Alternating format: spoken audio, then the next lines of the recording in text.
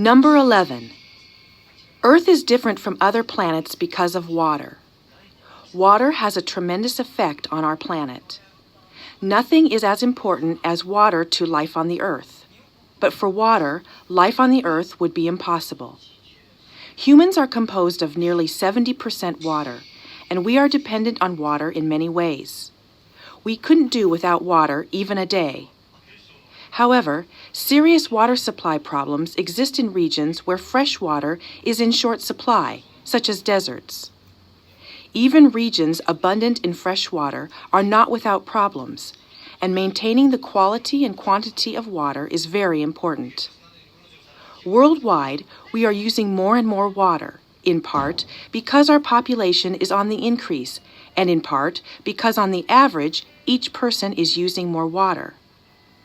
Especially in developing countries, the supply of water can't keep up with the demand for water.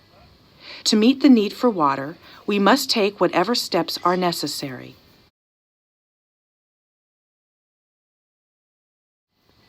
Number 12. I remember meeting an American by accident on a long-distance bus.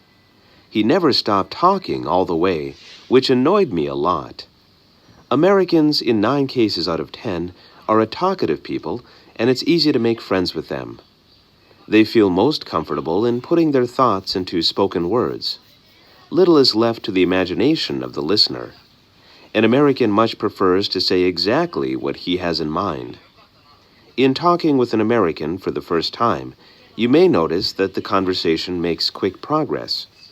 It is common for travelers who have sat down beside each other to have almost finished exchanging their life stories by the time they get to their destination.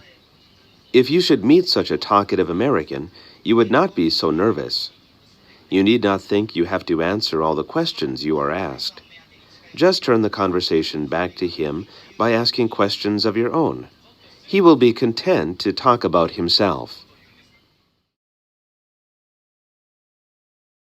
Number 13. For a long time, people have looked for ways to preserve food so that it could be used later. We have no idea how or when people discovered methods of food preservation.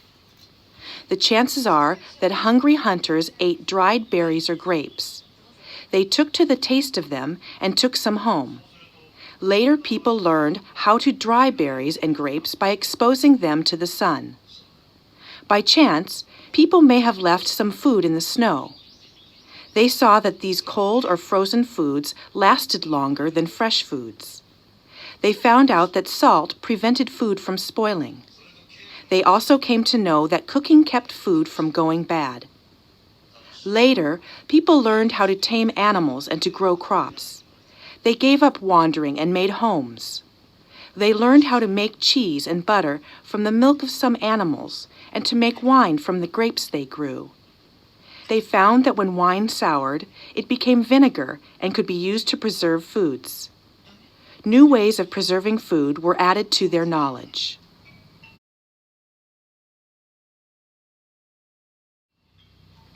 Number 14. Besides the intellect, the power of concentration is a very important quality, which few people acquire except through education. It is true that it develops naturally to some extent, but people are not likely to acquire enough concentration without a long period of intellectual education. There are 3 qualities which distinguish perfect concentration from imperfect concentration. Perfect concentration should be intense, prolonged, and voluntary. Intensity is illustrated by the story of Archimedes. He is said to have taken no notice when the Romans came to kill him, because he was absorbed in a mathematical problem and bent on solving it. To be able to concentrate on the same thing for a long time is essential to difficult achievement. As long as the object is of great interest, this is brought about naturally. Most people can work on a mechanical puzzle for a long time, but this is not in itself very useful.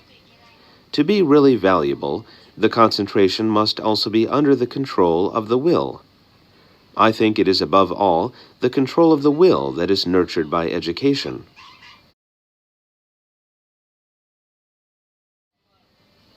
Number 15.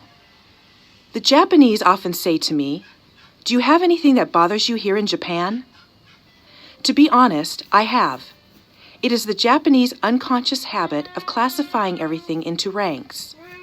Which is better, they ask, America or Japan? California oranges or Mikan, and so on. People everywhere do this to some extent, but the Japanese more than others.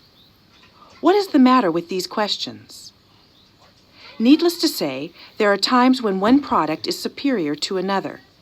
It is possible, then, to compare two things of the same kind in price in order to judge their quality. But there is no saying whether peaches are better than apples, or whether blue is better than green. A person may prefer peaches to apples, but he can't categorically say that the one is better than the other. Many a thing in life can't be categorized so simply. Take Japanese and American cultures, for example. It is foolish to say that American culture is inferior to Japanese culture. They have different histories, languages, manners, and customs. It is impossible to say that one is better than the other. When one is not aware of these differences and makes a value judgment, it gives rise to dangerous misunderstandings. Number 16. A. All the people on the planet are dependent on each other. In other words, all of us are connected with each other in many ways, even if we are ignorant of the fact. Your actions make an impact on others, just as their actions make an impact on you. Some of the things you did today, no matter what they might be, may have badly influenced other people, although you were not conscious of it.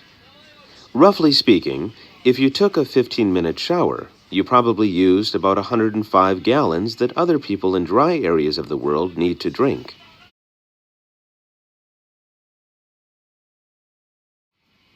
B. Generally speaking, it is no easy matter to be a giant. All kinds of problems arise that smaller animals or plants don't have to cope with. Giant animals, for example, have a problem with support. Suppose we take a racehorse and double its height, length, and breadth without making any other changes. Then we will have made a creature that could not possibly get to its feet, let alone run. The reason is that in accordance with the increase in size, its weight increases. The larger and the heavier an animal becomes, the thicker its legs need to become in proportion, simply to carry the weight. That is why the legs of an elephant are so thick. Number 17. The question at issue as to whether to inform a patient of his having cancer shows an important cultural difference between Americans and Japanese. Americans believe in the right of the individual to know what is wrong with him so that he can make decisions for himself.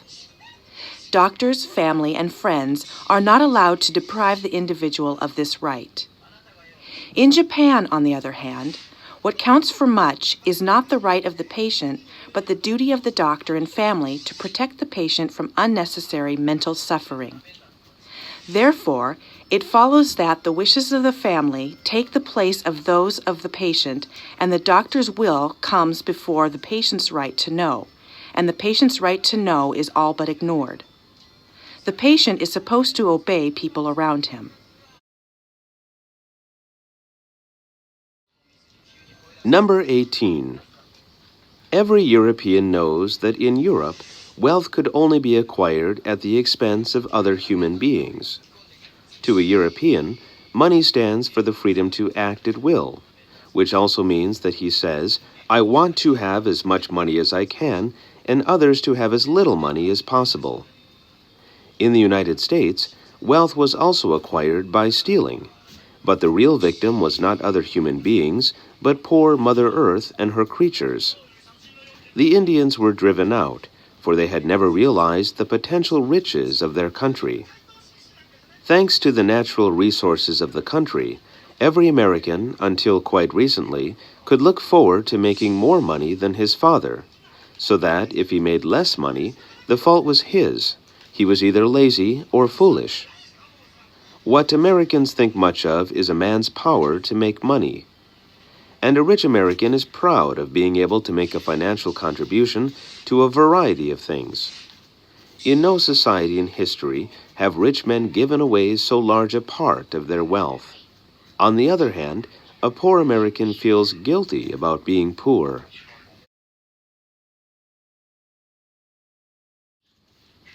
Number 19. When a human infant comes into being in any community in any part of the world, it has two things in common with any other infant. First of all, newborn children are completely helpless. Apart from a powerful capacity to draw attention to their helplessness by using sound, there is nothing the newborn child can do to ensure his own survival. Without care from some other human being, be it mother or father, an infant is not liable to survive. This helplessness is characteristic of a human infant, and is in contrast with the capacity of many newborn animals to stand up within minutes of birth. They don't even have difficulty running with the herd within a few hours. Since young animals are certainly in danger, sometimes for weeks or even months after birth, compared with the human infant, they quickly develop the capacity to protect themselves. However, the human infant is in need of others for a very long time. During this long period, the human infant develops the second feature which it shares with all other human infants, the capacity to learn language. It goes without saying that language is specific to and indispensable to the human race. Number 20. A.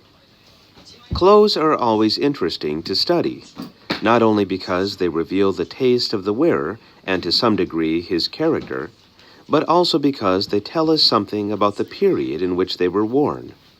Fashions change constantly, and at first sight they may seem to change at random. However, actually there is a reason for every change. It is not too much to say that clothes reflect the thoughts and habits of the time and change with them.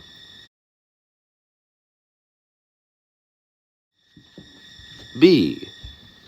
We never move about a great city without noticing the large number of people who seem to have nothing urgent to do.